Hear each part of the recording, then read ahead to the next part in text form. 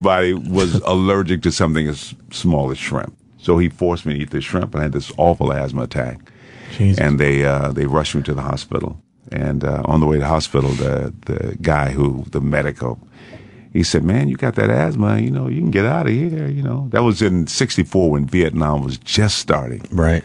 And I said, "I ain't going to send you to Vietnam with asthma, man." So I had asthma after that, Can you imagine if they tried to make you eat shellfish today in the military? That's such a 1960s story. That would never happen now. Oh, in 1964, the Marine Corps basic training was just insane. I mean, it was crazy people. In South Carolina, the training camp there, the guy marched his entire platoon out into the swamps, and like 40 people drowned or something. It was just crazy. Yeah. So it's changed now. I'm sure it's a different. But in 1964, it was pretty intense. Why'd you want to join? I got out. The way? Why'd you want to join? Because I wanted to get out of the little town I was born in. I want to meet women. I want to travel the world. I mean, it was the way out. What town? Benton Harbor, Michigan. Oh, there's not a lot of girls there? No. There are girls, but I don't know if you want to date them. No. Oh, no. I was just kidding. That's all right. A lot of pigs. I mean, when you're in a small town, man, you want to get away. I got no money. I can't, so the military was the way to go. But nobody mentioned a war. Vietnam was not in the news. I heard about Vietnam when I stepped off the plane there at basic training. I'm like, whoa, Vietnam and a war. I mean, I didn't sign up for all that, What a lousy time to join the Marine Corps because Vietnam is happening. Jesus. Vietnam was just becoming public about it, and the whole platoon, everybody went to Vietnam except me. Is that why you when they said you have asthma, is that why you kind of took the out and said, yeah, let me get out of here? No, it actually wasn't a choice. They don't really give you a choice. Yeah. I mean, they kind of waited around and kind of saw for about 4 weeks, just about the time I gave up that I'd ever get out, and then suddenly the guy says, he calls me in the office, the commander, and says, we can't all, have, the things we want, our dreams. Some of us just aren't able to do it. And he gave me this long speech, and I'm like, what is this guy talking about? Yeah. And he finally says, I'm sorry, son, but we're going to have to discharge you. And I knew that if I got excited the way I was feeling at that moment, he'd change his mind. Yeah. So I'm like, I sat there staring at him, and he's staring at me.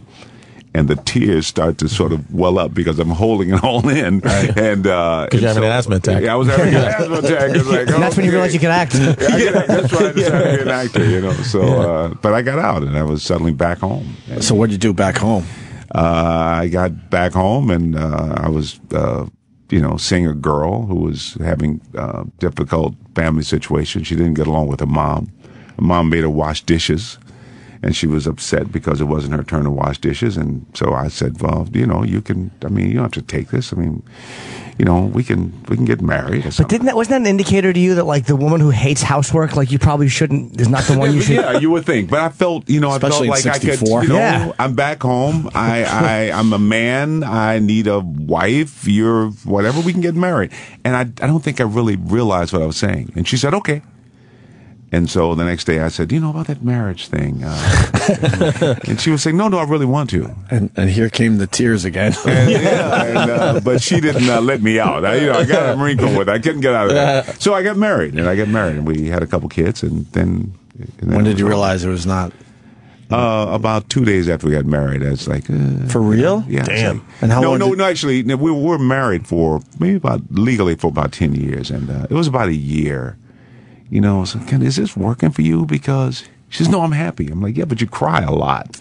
You don't seem happy. Yeah. Oh, no, she was probably bipolar or something they didn't even know existed in 1964. It's very hard. A lot of things that, but, it was great for me because we sort of figured out how to work together to sort of put things together. And we kind of would plan things, dream things, and we can make them. She went from being in the 9th grade when we got married to getting her PhD. Oh, wow. How old was she when you got married? She was just turning 16, actually. Oh, wow. Yeah, but she had polio. She had polio as a kid, and she didn't start school until... You are a fucking saint. Wow. You're the nicest guy I've ever met. You can't break up with someone with polio. I know. My mom's boyfriend has polio. It was very difficult. It was actually, it was very hard. But, and no, disrespect of her, but I think she finally was doing really well, and I was this poor actor. So she kind of ended it, which was like, thank God, because I never had the heart to say, Yeah. So yeah, so things always work out. But you lasted 9 years knowing that you really weren't in love. Yeah, I just didn't know how to. Break up with someone with How do you polio. say to Yeah, somebody, it's a hard thing no, to it do. wasn't the polio. Listen, honey, more bad news. Well, I've been with my wife now 38 years, and I was like, well, the marriage is whatever now. But I'm not good at that. I have a friend who's been married 5 times. I'm like, how do you do that? How do you say to somebody, we're going to be together forever, and let's marry, and then 2 years later you go, you know what? I don't think so. And I know that's probably you should be happy, but I just don't know how people do that. I don't understand that. So you stayed with someone for 9 years just because you didn't have you didn't know how to say it? Well, I came from a very religious background, and in that community, when you commit, that's it. It's you, God, and her, and God doesn't let you out. So That's rough. You just Hope they die, basically. Yeah. So you can get out of it. hope they polio, hit yeah, you you had a enough good to chance. say we shouldn't do this. So Right. hope they agree that it's And how did the acting come about? We had this plan to go to Detroit, go to barber school, and then go to Alaska, where they were paying barbers $15,000 a year, which seemed like a lot of money in 1964. So we went to Detroit, and she started barber school and cut herself with a razor kind of badly.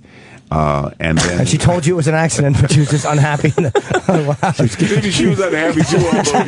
We're both miserable. Why were you in the tub when it happened? Well, She didn't have the heart to tell me. So then we decided to go to college, and I got in college.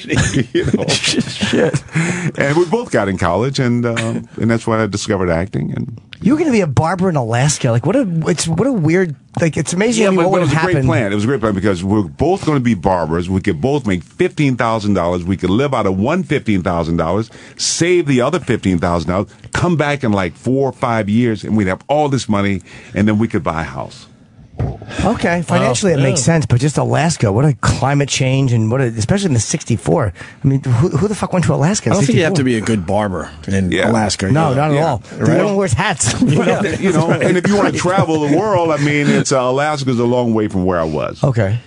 Okay. I mean, So you almost went to Vietnam, and you almost went to Alaska, and instead just went to college. I went to college, and then I ended up traveling a lot. You just wind up in L.A.? Well, I finished college at Wayne State in Detroit. Then I got a scholarship to Yale. I went to Yale, came down to New York, and then the marriage. And I had my boys, I had my 2 sons. And then I went to L.A. because my brother's in L.A. And it was a lot easier to kind of put things together, having the support, having him there, his family. What was your first acting job? The first acting job on stage was a play called How the Snake Got His Rattles, and I played God. That might have had something to do with why I loved it so much. I don't know. Yeah, it's a great first one to get. But the first movie was Leadbelly, Gordon Parks, who directed Shaft and some really great movies. Leadbelly, it wasn't about the singer. It was about the singer. Oh, yeah, it was? yeah, Okay. It was, Oh, wow. Honey Leadbetter. Yeah, it was a great. It is a very, very good film. Let me ask, is there any other footage of him? There's only one piece of footage of him that exists that's actually film of him singing. I imagine you did research for it, or maybe you didn't. Yeah, well, I didn't play Leadbelly, so right. Roger Mosley did. Yeah, I played a character named Archie McComb, who was sort of his rival, and then I've always worked. I started working, and Good for you. I've been very fortunate. How did Ghostbusters come about? I did a movie called Space Hunter with Ivan Wright. Well, it was originally called Adventures in the Creep Zone, that a guy named John LaFleur was directing, producing, writing, and doing everything. And then he was fired, which I didn't realize you get fired if you did all that. But Columbia brought in Ivan Reitman to produce it, and Harold Ramis was one of the writers. This was the year before Ghostbusters. And but it was a different character. The character was sort of bigger than life. My head was shaved. My voice was really lower, and it was just sort of dynamic kind of guy. And I saw Ivan maybe about a year later in an elevator, and he said, "I'm doing this movie with Danny and Bill." I didn't know who Danny and Bill was, but he said, "But there's nothing in it for you." And I'm like, "Okay, well, good luck with that." And then I found out there was this character, Winston, that was this great role, but he thought I was all wrong for it, and I couldn't get an interview. So about 3 months went by, and I'm talking to my agent, I'm talking to everybody I can to get in this meeting, and finally I got an interview and went in the room and I made him laugh. And after about 10 interviews, I mean, it wasn't just like, okay, we love you. It went through some changes, but I finally got the role. Wait, did you have to audition or just interview? Oh no, I auditioned. Oh, you did? Okay, yeah, I did. The first interview was on tape. Then they said, we want you to come back because we want to put you on tape. I'm like, well, there was a camera there. Okay, so I went back. And they said, we want you to come back because you want to do a screen test. So it just went on and on and on. And, so, I really had to fight for it. But see, that's another story. Like, sometimes guys have these stories of, like, they fought for a role, and, like, I've just never had that in my career. There's never been an amazing story. What happened? I auditioned, and I never heard from them. They said no, and that was it. Exactly. They said, we're not interested at all. Well, that happens a lot. But what you do it happens always to me. Well, you always try to find a way around, especially if you believe in a part. I did Hannah Rocks a Cradle, and the guy was mentally disabled, and they just could not believe that I could sell this character. So they kind of refused to see me. But, you find a way. So how did you sell mentally disabled? I did a lot of research, and I went in, and also I found out they had been seeing a lot of people who actually were mentally disabled. Yeah. And I saw a tape. They finally got a guy who was amazing, and he was, mentally disabled, and but then when they asked him to stand up and read, he said no, and then that's where they sort of decided we should get an actor. So there's gonna be problems. But I got in, and so was some other issues, but finally, but I researched the part a lot. Did you do anything like what's something you did that no one would have thought to do? Like a lot of times when you do a great piece of character work, there's something you find that other actors wouldn't have found. I don't know. I don't know. I mean, you when you're researching, you're looking for things, and things you kind of go. I don't know. You just incorporate it. I think when you read a script, you just get it. It's something different, something just sort of, and you kind of go with it. Because there's two processes. It's the auditioning, getting the job, and then that's what you do when you get the job, and they're very, very different. Very different. Yeah, because what if the casting director thinks that they want something, and then the fucking director's like, what are you doing? This is not what we want at all. Oh, yeah, no. That sometimes you think you have the part, and somebody in the room says no. And if there's 20 people in the room, if one person says, I don't think so, then everybody else will back up because they don't want to be the one responsible for hiring you, and it doesn't work. Jesus. Right, it's like in Casino, when they're not sure if they should kill everyone. They're all, he's a good guy, he's a stand-up guy, and then Rimmer goes, might take a chance. And they're all like, fuck it. Yeah, everybody's afraid to be that guy who, says... Sticks their neck out, and it's a shitty move. Yeah, so... Have you ever gotten hired then fired for a gig? I've never been fired. Knock on wood. Damn, any wood around here? No wood. No, I've never been one. fired. But I've been on shows where people were fired. I've been on shows where people were fired and then weren't told they were fired, and then show up and be escorted off by security. I mean, I've seen some awful, just thoughtless things. What show was that someone showed up and didn't know they were I won't fired? mention the actor's name because I'm sure it'll be embarrassing. But I was doing a pilot called High Cliff Manor. We did the series. We did about 8 shows. Okay. Who else was in that? And who was supposed to be in that? Who was in episode? Who was in the pilot? Was in it. Who was it? Who was Shelley Fabre? Stephen McCaddy was in it. Who thought they were going to be? And there was this actor who was this amazing actor. He was a big star, a big sort of Western star. But this was a situation comedy. But they wanted this guy because he had these really intense blue eyes, and he was perfect, and they were just in love with this guy. So they waited for him. We'd rehearsed about 2 weeks, and finally he came in, and it was like this big thing. It was like everybody kind of came out to greet him. And then when he started to read the first 3 lines, you knew that it wasn't going to work. Because he didn't understand comedy. He was a Western star. Yeah, it's cool. And so we went about 3-4 days. And, Western star with blue eyes. He had blue eyes, but it just didn't work. And so finally they came to us and they said, you know what, this is not going to work. We're going to have to let him go. Mm-hmm. We have another actor who's wonderful, and we're going to bring him in. And so so you won't be surprised tomorrow when you come in. We're going to have a different guy here. So we go back the next morning, and he shows up, and it's like, hey, I'm ready to work. And there's another guy doing this thing. Was it Western Westerns or spaghetti Westerns? Well, I don't want to get too. Come on. So this guy shows up to act, and nobody tells him. Nobody tells him, and everybody's awkward. But not only does nobody tell him, but everybody's embarrassed. Wow. So he kind of stands around. He's like, what's going on? And so then they just have security come in. What? Yeah. Really? So they sort of said, "Can you come with us, sir?" Oh shit! And he's like, "What?" So the director didn't even tell him. The director didn't even tell him. No, nobody told him. Oh my! But I mean, in that moment, the director wouldn't say, "Look, man, they replaced you." It's like, "Oh, hey, hi, Stephen. Excuse me a second, Stephen." Did you say Stephen? We got it. Thankfully. No, that was the guy who actually replaced him. So that wasn't. Yeah. him. Okay. That wasn't his. Wow. But now the search begins. Yeah. So yes, Google this. Yes. Got him. Yeah. Find out when that show. Find out when that show was done, and then look for suicides a week around it. Wow, that's Cutting terrible. yourself with the razor again. It's annoying that the director didn't tell him. That the director didn't just say, "Look, man, this is what we." People never tell you in Hollywood. They don't. The truth.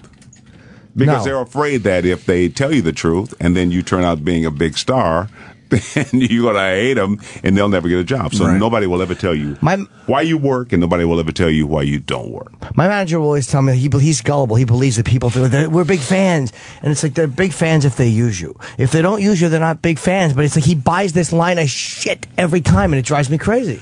Yeah. No, people, I was working with... I can't think of the actor's name, but he wouldn't sign autographs. And I said, well, why won't you sign autographs? And he said, because, they hate you. And so, what do you mean? He said, give them 5 minutes.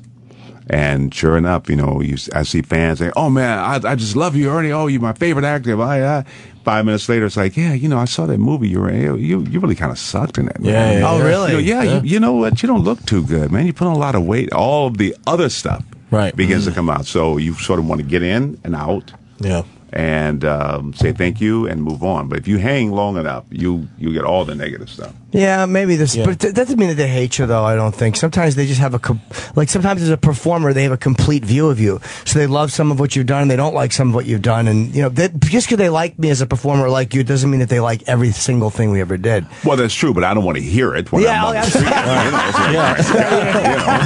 don't want to hear that I gained weight. That I sucked. I actually thought you looked good. Yeah, you look great. What am I going to say? Oh my God! Thank you. Fantastic. Ernie, we got to wrap up, unfortunately, but a couple things. We might have like 2 or 3 minutes. When did you know Ghostbusters was going to be, a hit?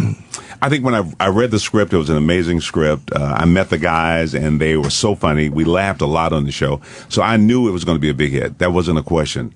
What I was surprised at, it has sustained itself. After 10 years, people were still making their jumpsuits, and 20 years later, they were turning their cars into ectomobiles and making their backpacks.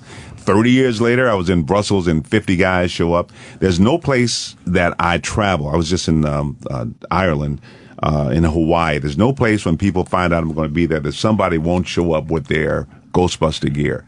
And that's pretty... Ghostbuster chapters in every major city in the U.S., Canada, Mexico, Europe.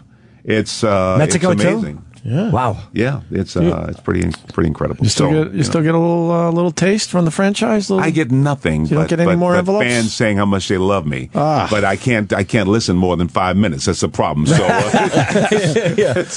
know that it's running when they're like Ghostbusters, but that one you're like, all right, I gotta go. Yeah, thanks. Yeah. But Highcliffe Manor sucked. Yeah, exactly. Did they ever? You ever get confused with any other actors?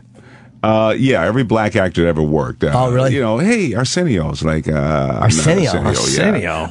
Meshack Taylor, Eddie Murphy. I was Eddie Murphy. I was here in New York, and in this little group of folk thought I was Eddie Murphy, and I kept saying I'm not because people think you're lying. You look nothing like Eddie Murphy. Zero. I go on and say, man, he's Stan much slimmer. Shaw is an actor named Stan Shaw. Yeah, it's like he's a black guy. I look like a black guy. Who's Stan Shaw? Stan Shaw, he did Fried Green Tomatoes. Wonderful actor. He did a lot of stuff. Okay. We got one phone call from Dave in Louisiana. Hold on a second. Go ahead, Dave. Yeah. Oh, yeah, he was in... Yes. Nobody's got the balls to fire Steve McQueen. Steve McQueen got fired? No, they wish they had Steve McQueen, yeah. Yeah, they wouldn't fire Steve McQueen. Oh, Stan Shaw was he in Harlem Nights? He was in Harlem Yes. And he was also in The Great Santini. He was also in the Great He Santini. played Toomer in The Great That's right, Santini. yeah, Okay, yeah, no, yeah. he's a wonderful Good actor. memory, And I was talking to him one day, and a guy walked up and started complimenting him on the Hand the Rocks the Cradle that I did. But he was talking to Stan. So I don't think we look alike, but somehow people... There's something about him that maybe reminds people. The shape of the face. You don't resemble each other right in the face, but the shape of the face. There's Maybe something. so. Maybe so. And Eddie he's a black Murphy's guy. that's it. Yeah, but Eddie Murphy's a black guy too, and you look nothing like. I never would confuse you for Eddie. That's Well, the first prototype for the Winston toy kind of looked more like Eddie Murphy than me, but I think they changed it. I got that toy. Yeah. You do. You were the biggest piece. I mean, Ghostbusters and Teenage Mutant Ninja Turtles is my whole childhood.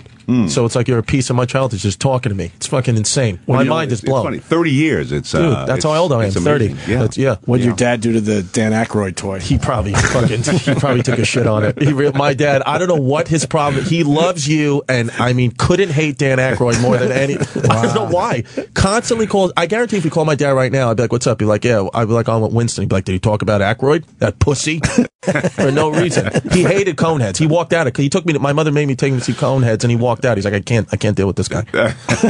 Wow, I wonder why. I don't know. There's something that maybe my dad he probably made a bet. Aykroyd probably placed a bet through my dad, didn't pay up the money, and now he hates him. That's probably what it is. think? Yeah, probably. Yeah, that'll do it. Maybe your father invested heavy in the fucking Blues Brothers 2. Something Aykroyd said And it no. tanked. Lucy died. And, We got to get Celtic Ernie pride. out of here. All right, guys. Great talking to you. Absolutely. So what are we promoting? Obviously, Ghostbusters 1 and 2. It's on Ghostbusters, Blu-ray. the new Blu-ray 4K. It's not a DVD. It's a Blu-ray. It's 4K. It's some new technology that's supposed to be extraordinarily beautiful It is actually. to look at. It's great. Yeah. So it's coming out on the 16th, and they got some cool stuff, and along with So that's the new thing that's happening. And the movie opened in theaters a week ago and did really well. So now they extended it to another week, and people can go out and see the movie with their families. I saw a screening in Chicago, and grandparents with their little grandkids, and it's one of those movies that crosses all generations. People love it, and so it's playing in theaters now. How crazy is that? 30 years later. Amazing. It's amazing. Good for you.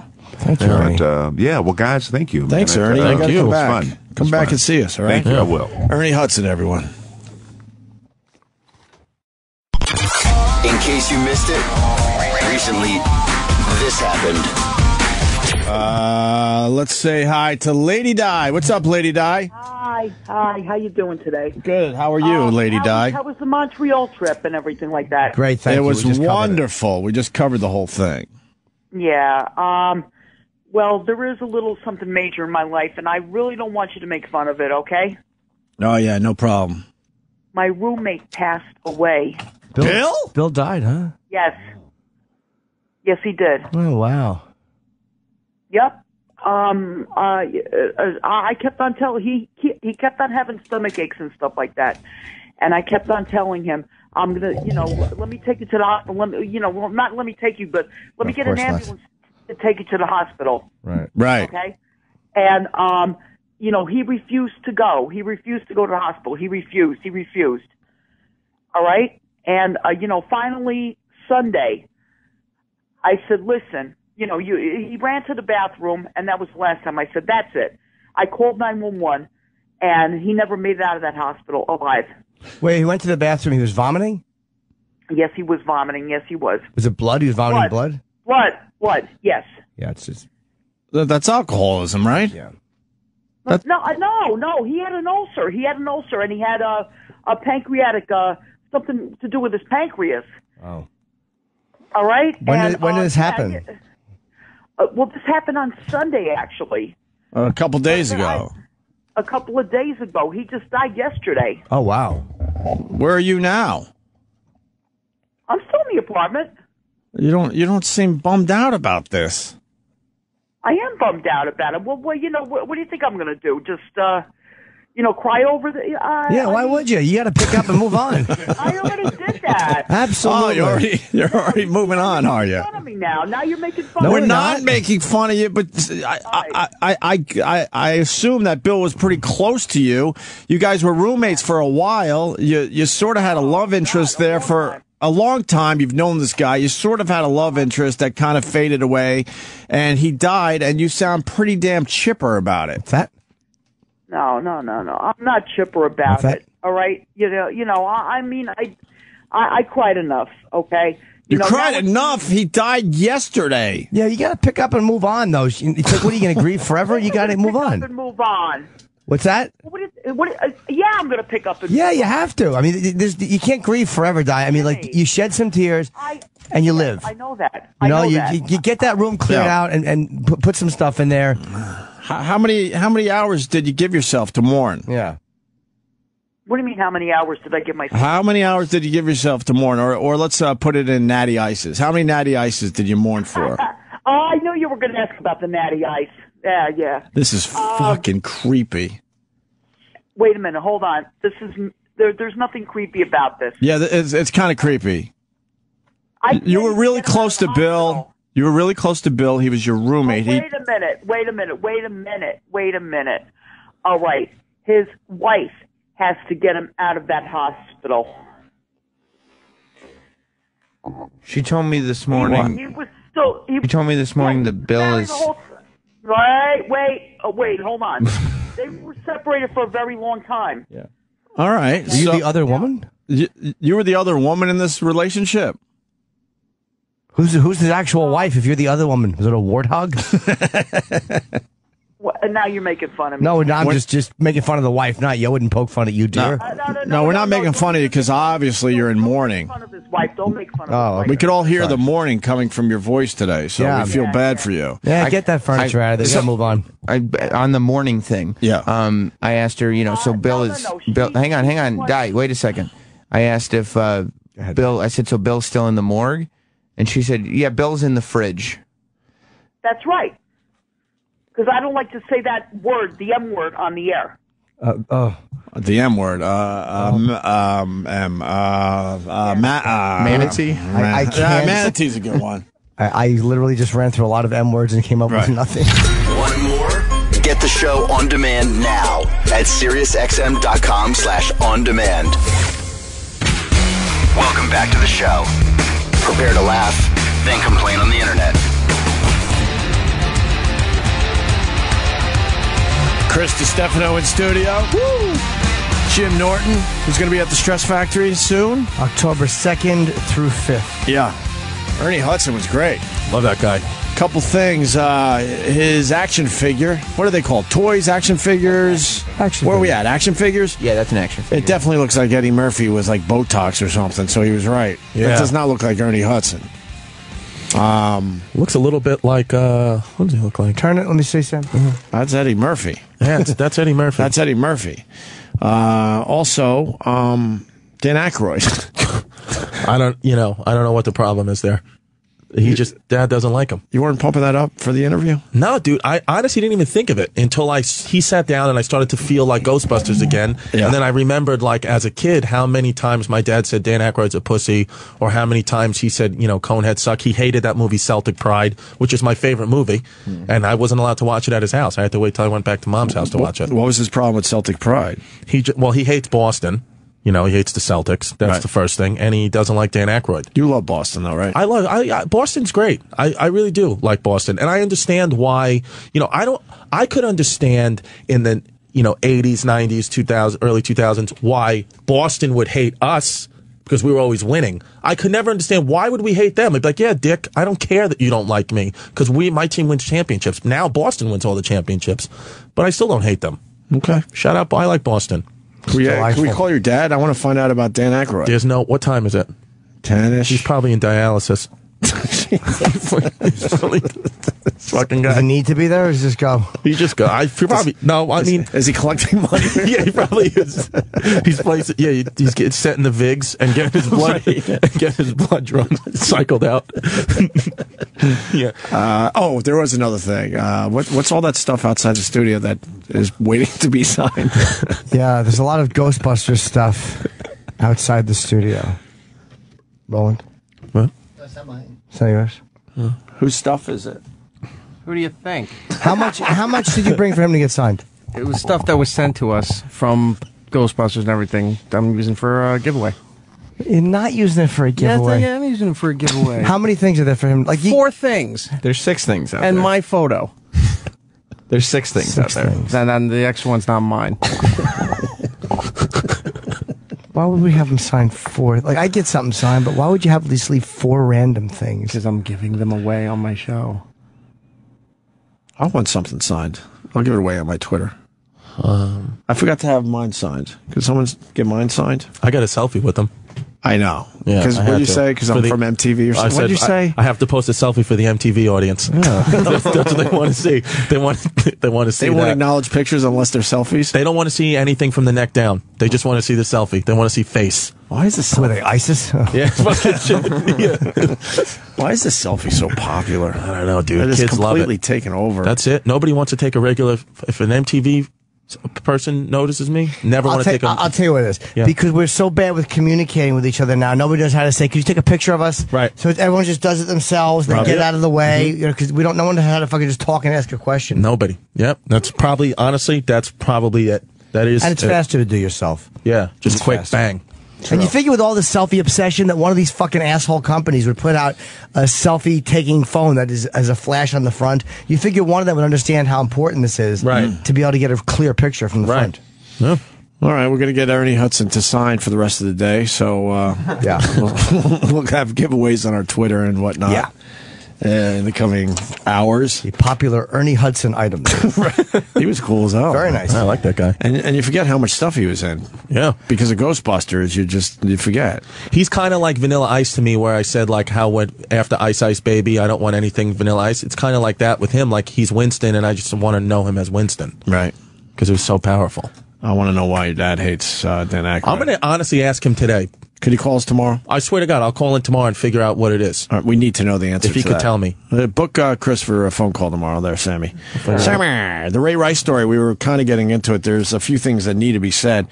Roger Goodell was on CBS last night, and he said, no one in the NFL, to my knowledge, this is a brave statement, a lot on the line here, has seen the Ray Rice video until it was posted online. So now if someone comes out and goes, bullshit, I showed him personally, he's fucked. Yeah. Oh, right, yeah. When asked why the NFL did not go directly to the source and ask the Revel Casino for the tape, I don't know how TMZ or any other website gets their info. We are particularly reliant on law enforcement. That's the reliable, the most credible way. We don't seek to get that information from sources who are not credible. That's Little fishy, little right? Yeah, we don't want to see the tape unless it comes from law enforcement. Get the fuck out of here. Yeah, that's bullshit. You had a big decision to make, right? Of course.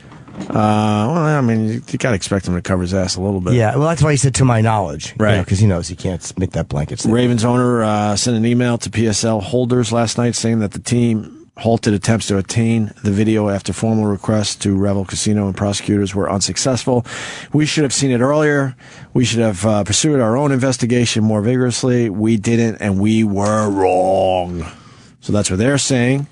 In his first comment since being cut and suspended, Rice told ESPN, I have to be strong for my wife. She is so strong. No, she kind of fell down like a sack of potatoes. Glass jaw? Yeah, kind of. Yeah. Is this, are we getting fired? Fuck, we're getting fired. We're getting fired, right? We I went too wouldn't far? think so, no. Just going for a little joke. Understandable. Fuck. I think we're fired. Really? I didn't say anything. Fuck. I'm just starting with this shit. I think we might be fired. All right. She's so strong. We're in good spirits. We have a lot of people praying for us, and we'll continue to support each other. I have to be there for Janae and my family right now and work through this. So, and he's going to work through this. He's going to do all the proper things. Yep. And this guy will be on a football field probably next year. Yeah. Was it a one-time incident?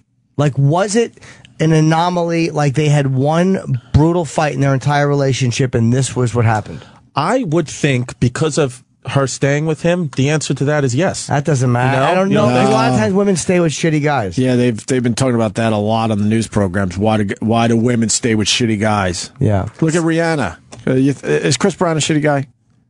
We've never hung with him, so we don't know for sure. If he hits you, if he beats you up in the car, he's a shitty guy. Rihanna went back to him. He's probably a good fuck. She went back. Ray Rice, on his press conference, a couple of months ago when his team was supporting him, seemed like a well-spoken, very nice guy that was truly apologetic for what happened. Right. And when he was asked what happened in the elevator, he would never give an answer. And What now did he we see the say? video. Why? He just was saying, "Look, I made a horrible mistake. I love my wife. I realized what I did was wrong. Saying how wrong domestic violence was." And literally, I mean, the people, like, I remember watching the press conference on ESPN, and when it goes back to the people and they have to talk about it, they were like, look, Herm Edwards, all the great football minds were like, look, he's saying he's sorry. He's getting what he deserves, a suspension. I know there's some people who said he should have did more, and now that the video is out, of course he should have did more, and he's doing more. But he seemed like people were saying, the first press conference he did, he was reading notes off his iPhone because I'm sure his lawyer and his team were like, this is what you have to fucking say. But the next one was very genuine. He was making he was talking for him. And I felt, okay, this guy made a mistake and it sucks and he's got to pay the price, and he is. But now with this video, it's like, wow, dude, that's like, you really fucking hit her. Yeah, I didn't realize that. Didn't he like slap her at first and then punch it on him and then he punched her? He just snapped. I mean, I've been pissed off at ex-girlfriends before. I mean, I'll hit a wall, I'll kick something. I'll never hit her, right. And I've been fucking raged. Now, is it okay for her to stay with him? Because a lot of people have that opinion today, even though they don't even know their relationship. They know this one incident, and it's brutal, obviously. But is it okay for a woman to stay with a guy that did that? I think it is. I think it's the woman's decision. Women are out, a lot of people are saying, women, we have, equality and all that, and that exists in our society, and that's great. But it's like women, they're strong-minded just like we are. So if she's strong-minded enough to forgive him and stay with him, then give her credit for that. And if the shit happens again, then we'll know. But if it doesn't, and they have a great relationship and he fucked up once, then support her. And is there any other stories coming out about Ray Rice being kind of violent in this way? No. I don't know. I don't think I've seen any, really. Like, if your wife hit you once, say you had an argument and she fucking punched you in the face one time.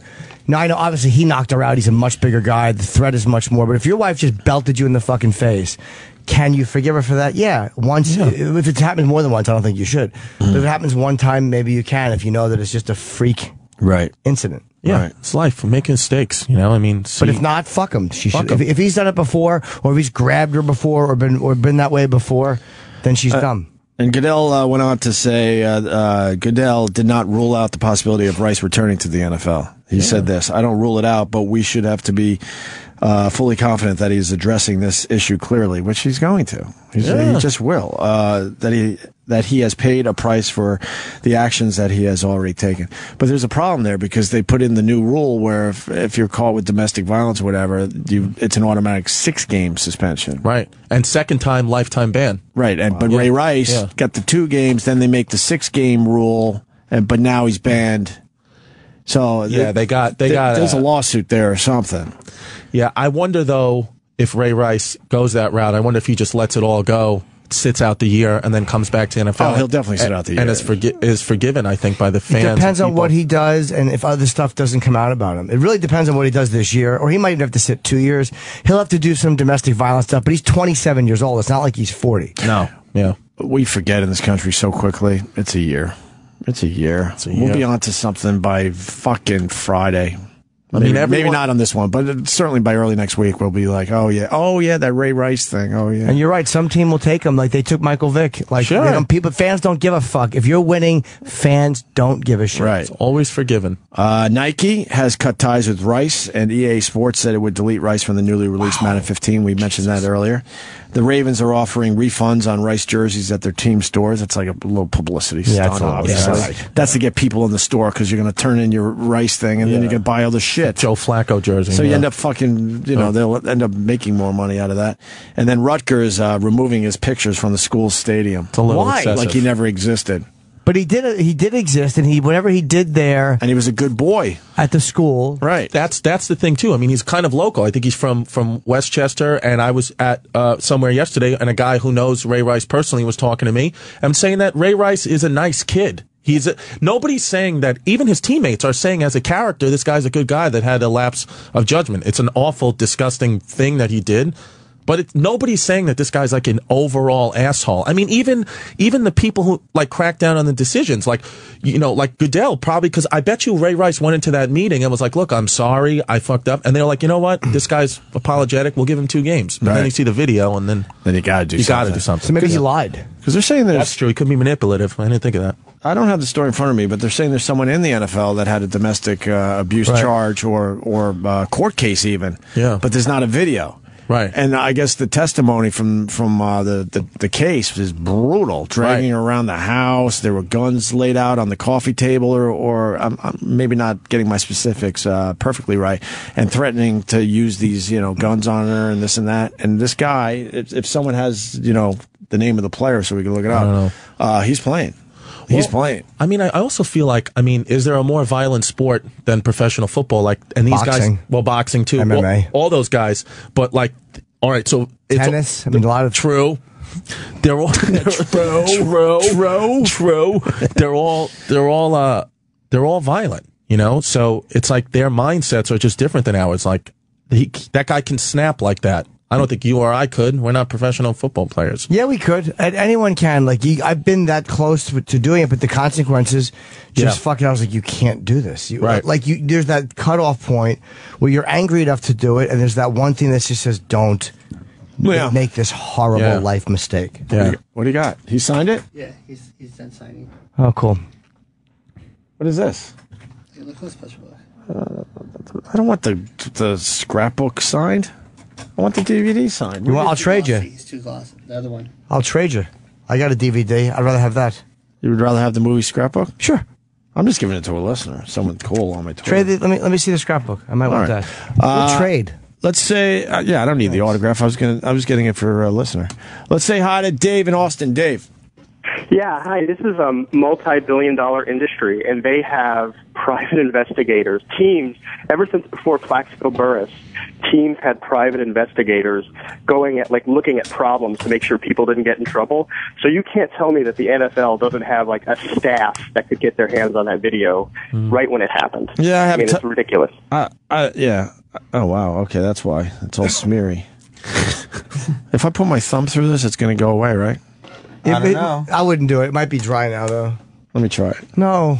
He's got a good signature. He does actually. He really took he signs his actual name. Sorry. Yeah, Dave, I'm with you.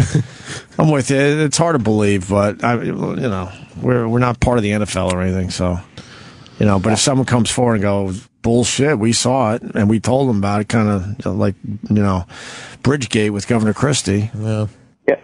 All right, love the new show, guys. All right. Thanks, man. Thank you. Let's say hi to Jess or Jesse in Chicago. Jesse. Hey, what's up, guys? Hey. Hey, I wanted to, what happens if this video came out and he gives her, the one tap to the face, and she comes at him, she slips, hits her head, she knocks herself out. So what happens? Do they, recall a 2-game suspension? Or what would they just redo everything? Or what would they do after that? Well, they admitted to some kind of a confrontation. If she had just come at him and slipped, they would have said that wasn't even said. They admitted there was a confrontation, that he had been physical, I'm sure. Oh, because I thought he just said no contest, and they just didn't even comment on that at all. Well, I remember his lawyers. Yeah, that's lawyer shit. If his lawyers saw the video, and if they saw it, then it is fucked up. Because I remember a couple of months ago. Of course, his lawyers saw the video. Well, his lawyer said, "We're saying to the press, oh well, what you guys don't know what happened in that video. What if she hit him first and he just reacted? Then and it's if the lawyer saw that video and know the truth, and then they were saying that, or Ray Rice was, then that's kind of fucked up and manipulative, and maybe he is kind of crazy because if you know how hard you hit her, because he would never answer a question about the inside of the elevator, because that was everybody's question. Right. What happened? Tell us what happened. He was like, no comment, no comment, no comment. And then his lawyers were like, well, maybe she hit him, like, and he was defending himself, and this all that bullshit, because like technically there's no video. So that's a little like, if he knew, only them two knew what happened, and now everybody knows. Wow, how fucking scary to know this video is out there and it could come out at any time, and you have a $50 million contract. It goes probably away. Kid probably woke up every single day thinking, is this the day it comes out? And then it came out. And now if he does go back in the NFL, someone's going to get him cheap. Sure. And he's such a he's a really good player. Well, that's Travis's team. Travis said he didn't have the greatest year last year. Is that true? Compared to other people, but he's a good enough player. Let's go to Bob in Philly. Bob. What's going on, guys? Hey, Bob. Love the show. You guys should be proud of yourself. It's still a great show. Oh, thank you, sir. I appreciate it. I know there's more of you type of guys out there than the other type. Trust me. I just want to make sure people know that. Go ahead, Bob. So I was listening to the replay yesterday. I wanted to call in to about this whole Goodell thing. So I don't know if you guys know what the Maxwell Awards are. Back in March, it's like to honor sports athletes, college, pro. And Ron Jaworski, after the Maxwell Awards, which was held at Revel, came out the next day. Now Ron Jaworski is pretty credible, works at NFL Films in Mount Laurel 3-4 days a week. He came out and had said, there's a tape, and it's just a matter of time when it comes out. And the security guard who took with his phone, who filmed everything, has been trying to pretty much price it out and get top dollar for it. But none of the news stations, ABC, who's affiliated with ESPN, CBS, NBC, Fox, no one wants to touch it because they're threatened by the NFL. So Harvey Levin, who's a genius, swooped in and probably got it at low dollar because there was no one, chomping at the bit for it. And it's a whole cover-up. And it's funny because it happened at the Revel. The sports talk radio stations here in Philly, which are huge, have been known about this. Well, hold on one second, but pardon my interruption, but I have a problem believing that the networks wouldn't do it because of the NFL, the news divisions of those networks. CNN, they have no affiliation with the NFL, and neither does, and I know they might be owned by certain parent companies, but I don't see any news organization being told, don't buy this tape because we have a tie-in with the NFL. Not all of them, anyway. You can't shut everybody up. You would think somebody would have taken the chance. Whoever didn't have the thing with the NFL, of course. Yeah, I'm thinking. Yeah, I mean, of course, that's an assumption. That's what they're assuming. No one knows. But, that's the rumors that have been going around. And, if, Ron Jaworski, who's a guy that literally works in NFL film, he comes out and says there's a tape. There's no way that they don't know there's a tape. Right. I mean, come on. So, piggybacking off of that, I think in the next week or two, someone is going to come out. I mean, there's no way. There's so much heat on this story, which is crazy. It's bound to come out that they saw it.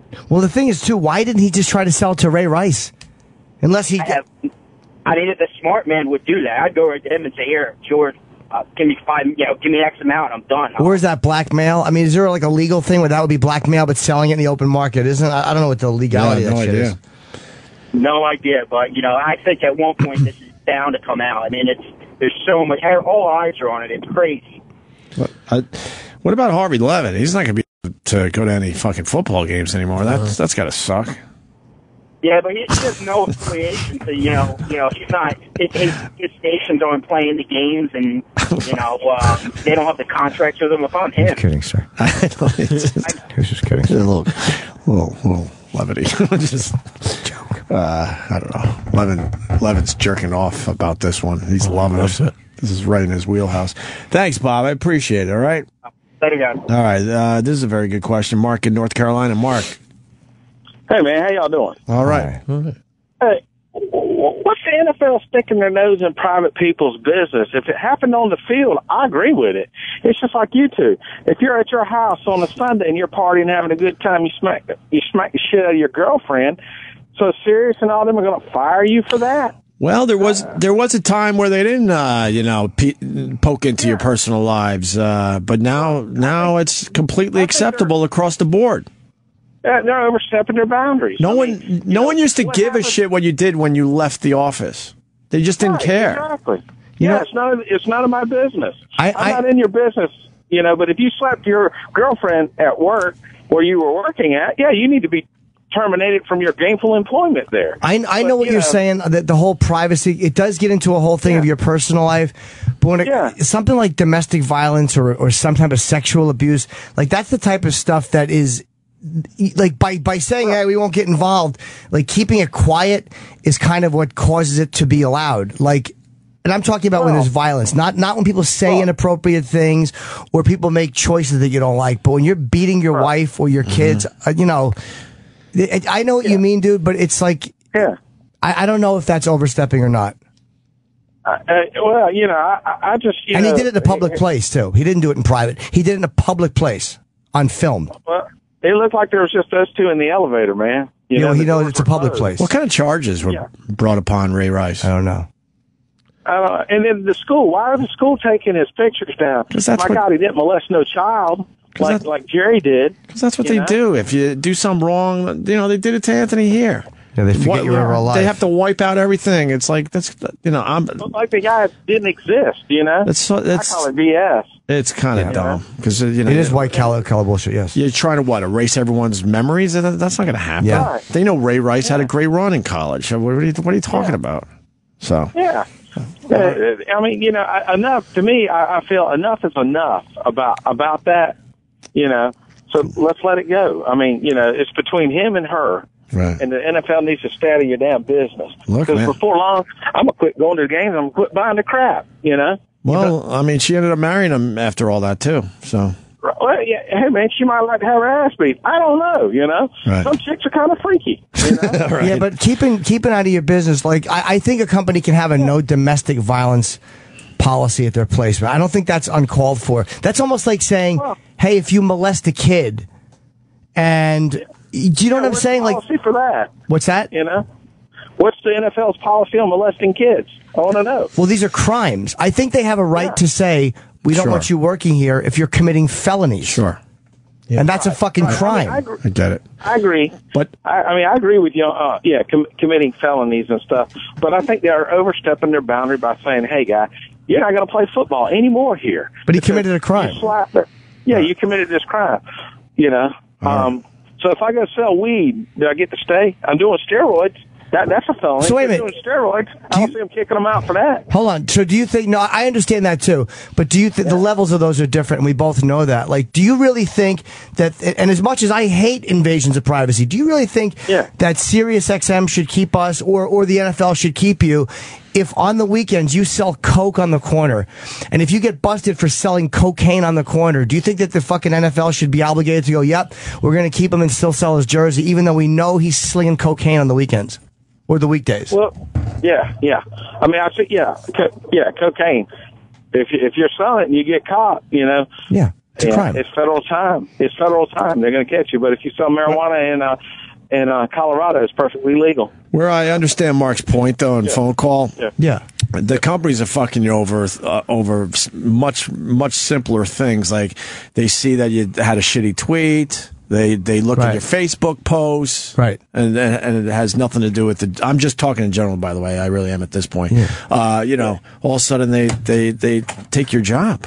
But that's different stuff, because that's not criminal activity. Right. And taking Ray Rice's picture down at the school, he was never here. That's childish shit.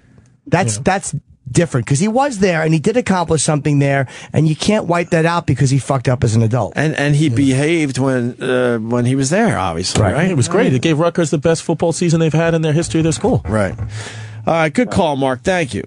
Thank you. All right, brother. Lady Di, no, stop, not today. Sean in Georgia. I like Ernie Hudson. Sean. Hey, Opie, you were talking about another player that's got the same thing going on. There's actually two. One in San Francisco, I think his name is Ray McDonald, just got charged like 2 weeks ago with choking his pregnant wife. And he got to play. And the person you're talking about is Greg Hardy, who actually was found guilty of everything, with dragging his girlfriend through the apartment and everything, and having guns laid out and telling her he was going to kill her. But he's appealing it, so they're letting him play while he's going through the appeal process. Plus, they don't have a videotape. Yeah, I mean, that's the exact... The videotape's brutal. It's hard to defend Ray Rice when you see that video. It's brutal. And do you think it has anything to do because he's a more famous player than them? I think that's what the NFL was looking at the time. Like, I think we could, we'll slap his wrist, we'll give him 2 games, and then we'll get him back on the field. It's good for business. Yeah, I think so. And another thing that's going on with the tape is ESPN reporters have put out months ago like a detailed description of what was in the tape. They knew there was a tape. Everybody knew there was a tape. But the NFL, just for whatever reason, was purposely not trying to get a hold of it. Right. They did enough to say they tried, but not enough to actually get it. I'll say this. This story's not over. No. There's more to tell. This story's not over by a long shot. All right. Phone's lit. This guy's been calling for 2 days. He thinks he's got a winner. Chris in North Carolina, go ahead. Yes, I'm going to try to bring the funny back to the conversation. Thank you very much. Thank you. Hold on to your hats, boys. What do you ask a woman with what do you tell a woman with 2 black eyes?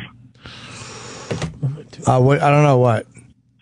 You should have married Ray Rice. You would only have one.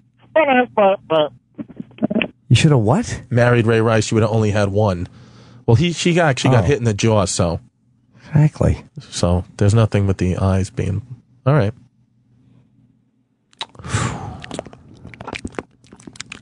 That didn't add a lot of humor. Lied. You think he's disappointed a little bit? Yes. We get to Joan Rivers. Wow. Yeah. Joan Rivers was not supposed to die, is what we're learning today. Wow. So she goes to this clinic, if I got this right, just to get her throat scoped because her voice was a little rough or whatever. So she wanted them to take a look to see what's going on in there. She brought her own doctor in her entourage. Mm-hmm. So as they're scoping her throat, the doctor goes, "See something?" He goes, "I want to biopsy that." And he goes, "Do you mind if I use your tools?" The doctor that took the biopsy or whatever wasn't from this clinic. It was Joan Rivers, one of her doctors. So they go, "Yeah, no problem. You could use our tools." And then whatever he did, it seized her vocal cords. Wow. Jesus. Was she under a local anesthetic or was she out? They said propofol, so she's probably out. Oh, yeah. Propofol, you're knocked out. Okay. Oh God, yeah. So is that doctor going to get? Well, he's going to get a lawsuit. They're all in trouble. They're all fucking like Michael Jackson's doctor. Same all thing. Of them. Yeah. This is pretty much the latest. It came out late yesterday, I guess. Joan Rivers had surprise throat biopsy that cut off her air supply, sources claim. The routine surgical procedure Joan Rivers was supposed to undergo turned deadly when a doctor who arrived at the clinic with the legendary comics entourage performed an unplanned biopsy on her vocal cords. Wow. Such a procedure is not supposed to be performed outside of a hospital, according to medical experts. The August 28th biopsy, let's see, clinic that usually only deals with digestive issues caused Rivers' vocal cords to seize. A condition doctors call. Remember, I couldn't. Wait, hold on. Laryngopsy. Laryngopsy or no? I don't remember. I'm just laryngospasm. Laryngospasm? Laryngospasm. That's right. It's easy to say that way. Cutting off her air supply. Yeah, your oxygen is depleted during a laryngospasm. I bet you went into congestive heart failure, I think, right? Stop trying to sound smart saying congestive. CHF, baby. Rivers' doctor, who identified himself as an ear, nose, and throat specialist, asked if he could use their instruments when the clinic's doctor noticed something. Wow. Source added that the fashion police star had only signed off on, just getting scoped, not the far more dangerous biopsy of her vocal cords. And there you have it. Stop. I love Joan Rivers. I did too. That stinks. I got a chance to see her in Montreal once, and that was awesome. How was she? She fucking murdered. Just killed it. Absolutely crushed with like very, controversial material, but people love her because she was the first woman to really do that, I think. And I loved her. She was brutal, man. In a good way. I'm saying that with reverence, Yeah. Sure. Who came before her? Phyllis Diller. I was going to say Phyllis, right? Phyllis Diller was doing some pretty edgy stuff back in her day. Yeah. Yeah, but she was more like, I'm ugly and like... Not as socially... Yeah, like my husband, was it Fang? Right, Fang. She just made up this, and Joan kind of came along and made fun of herself, but it was a different tone, I think. She was like a real woman doing it. It was just a different tone than Phyllis Diller. Yeah, she was great. Darker. Right. Than Phyllis Diller. Some are saying that Ray Rice's wife got married so she wouldn't have to testify. Is that But that's true, not. too? But she would have to. First of all, and my friend the cop said something. If the judge wants to put you on the stand, to put you on the stand. You still have to testify to certain things, especially since they weren't married when it happened. Right. Yeah. Okay. Otherwise, how many people would be doing that just to get out of charges? Yeah. Right. All right. Let's just see. Let's just see. Okay. Hi.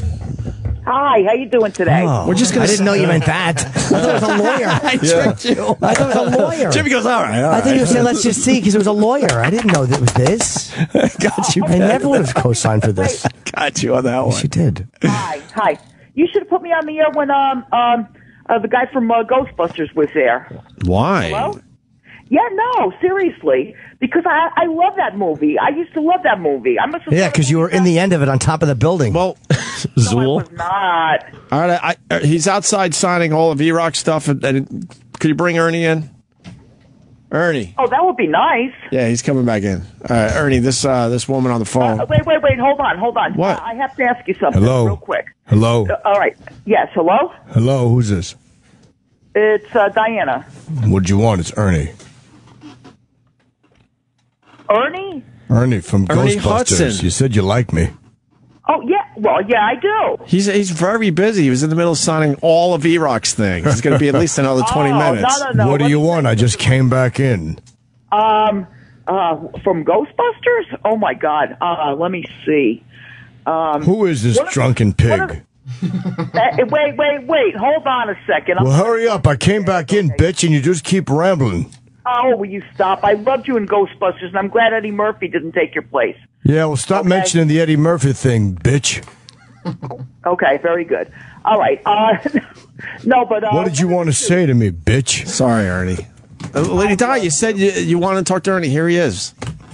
Yeah. All right, I wanted to talk to you, Opie, especially Well, you Opie. already got me back in the room, bitch. What did you want?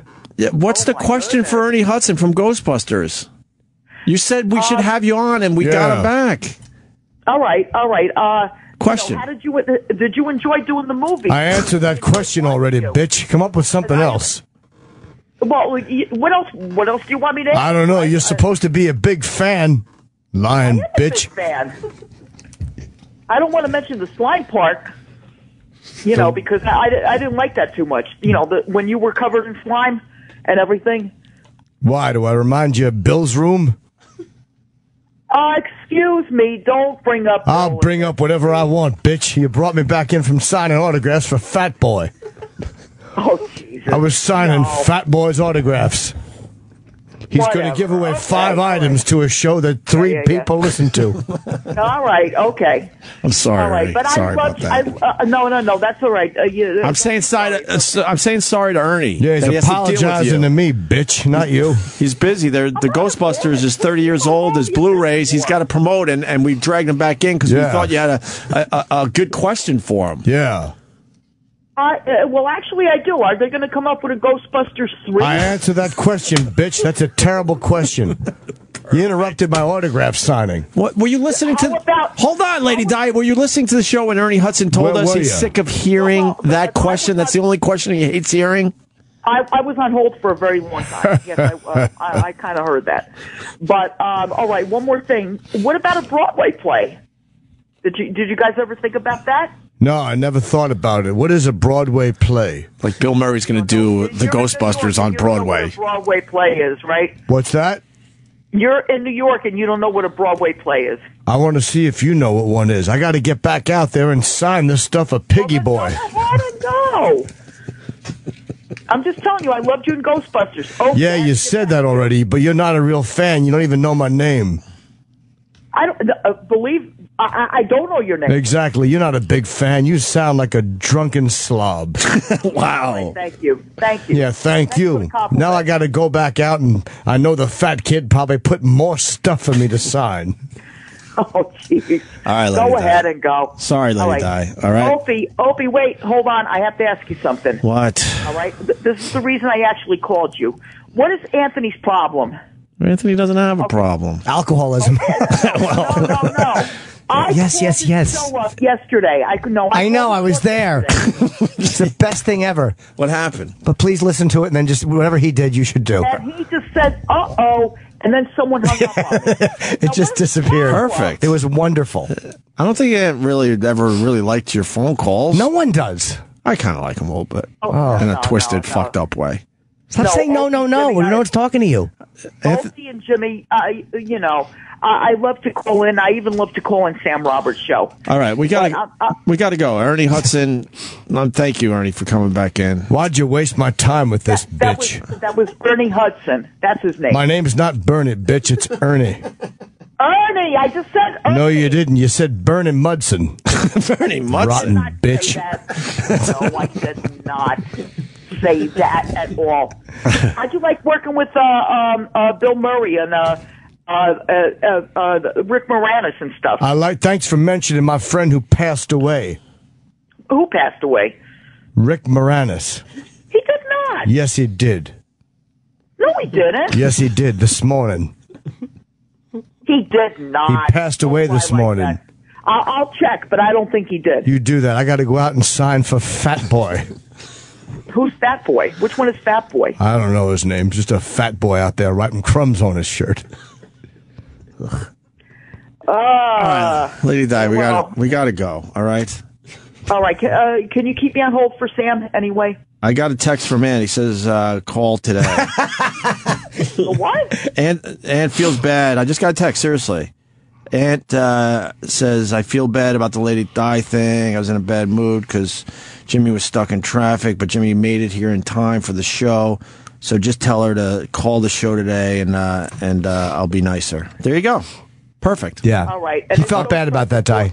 Right? Yeah, because he knows it's all in fun and that we go way back and stuff. So it looks like it's all good. Call him today. All right. Wait. Hold on. All right. Another question, Opie. Another question I have. All right. When are you and Anthony going to get back together again? I don't know. It would be nice. We're thinking of taking it to Broadway. All right. There's the big announcement. Opie and Anthony on Broadway. All right. Oh, that would be good. I think so too. Now that Rocky closed, they kind of came. Did it close? Rocky closed, and they came to me and Ann. If you really need to know, and they closed. And no, they did not. It absolutely did. They might be doing the end of the shows because people bought tickets, but it's closing or it has closed.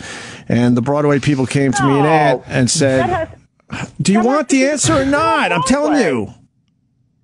No, yeah, but it has to be the biggest hit on Broadway. How could they close? It's closing or it has closed. I don't know officially if it's closed, but the run is just about over, if not over already.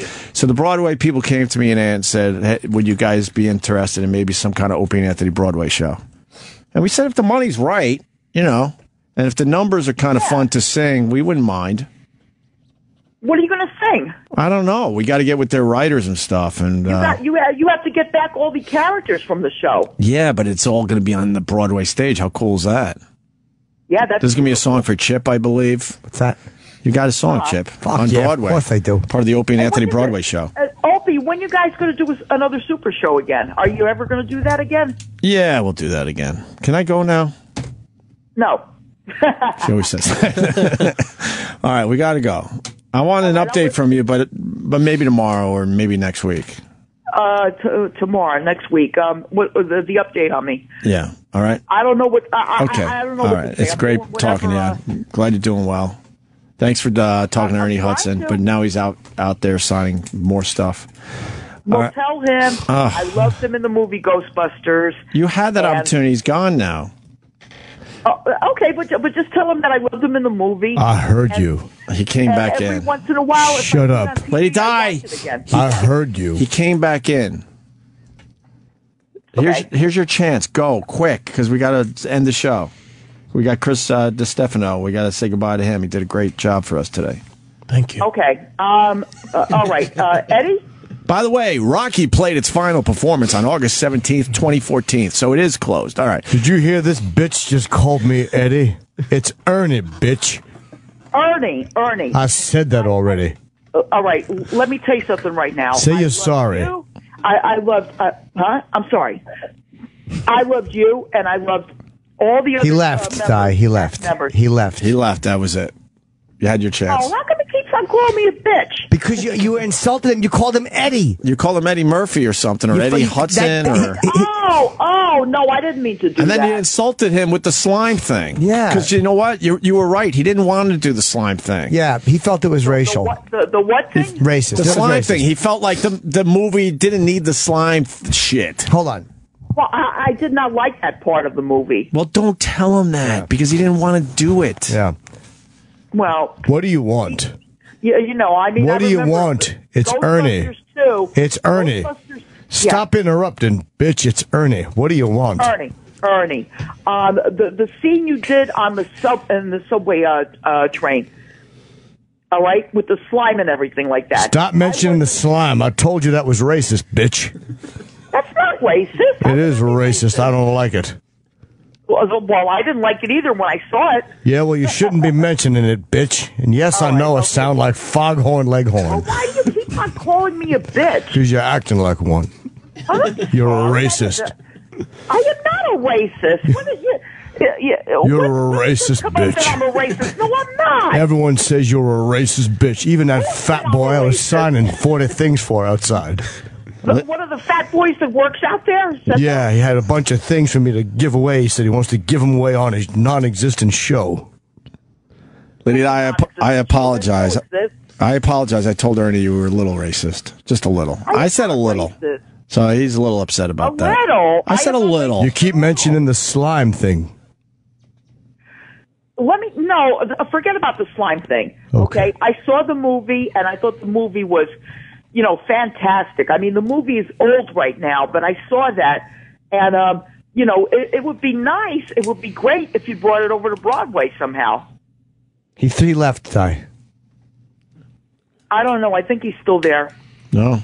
He's outside. No. He's put on his headphones. Ernie, thanks. Hey, listen, I live all by myself in this apartment over here.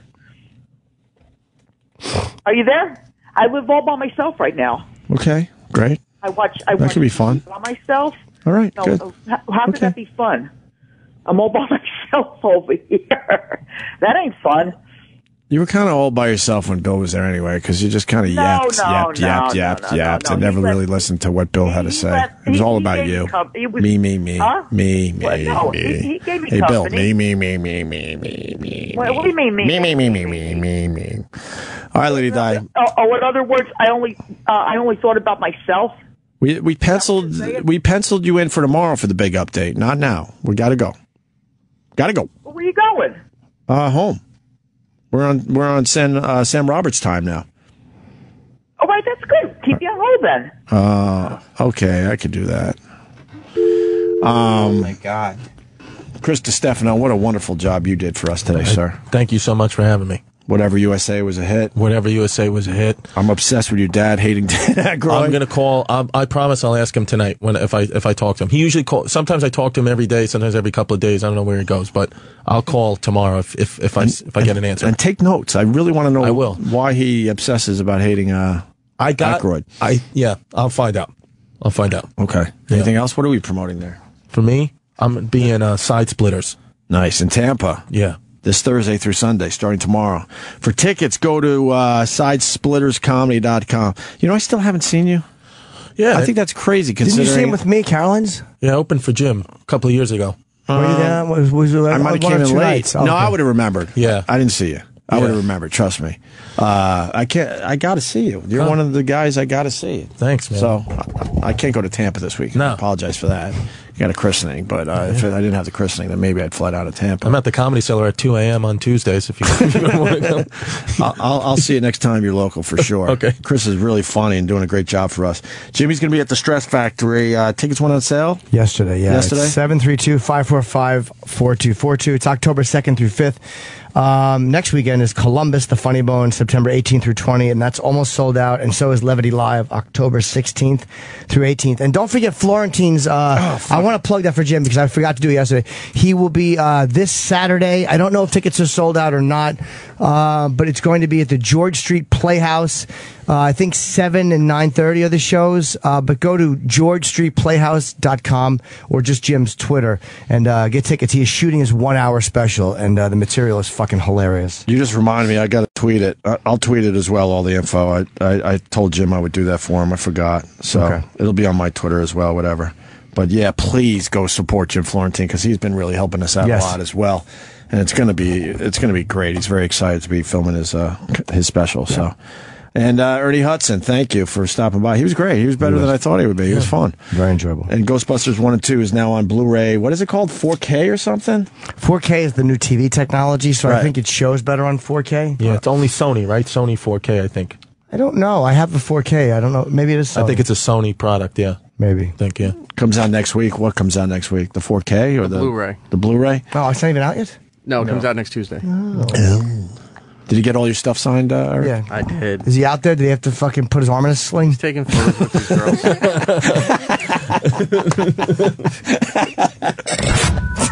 Today's show will be available later today on Sirius XM.